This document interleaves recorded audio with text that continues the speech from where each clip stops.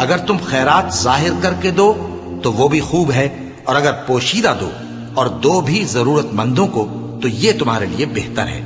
اور اس طرح کا دینا تمہارے گناہوں کو بھی دور کرے گا،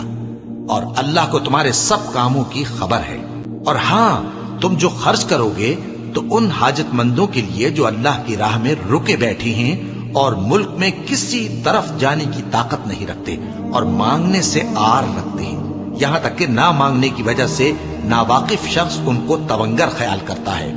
اور تم قیافے سے ان کو صاف پہچان لو کہ حاجت مند ہیں، اور شرم کے سبب لوگوں سے منہ پھوڑ کر اور لپٹ کر نہیں مانگ سکتے۔ اور تم جو مال خرچ کرو گے کچھ شک نہیں کہ اللہ اس کو جانتا ہے۔ جو لوگ اپنا مال رات اور دن اور پوشیدہ اور ظاہر اللہ کی راہ میں خرچ کرتے رہتے ہیں، ان کا صلہ ان کے پروردگار کے پاس ہے، اور ان کو قیامت کے دن نہ کسی طرح کا خوف ہوگا اور نہ غم۔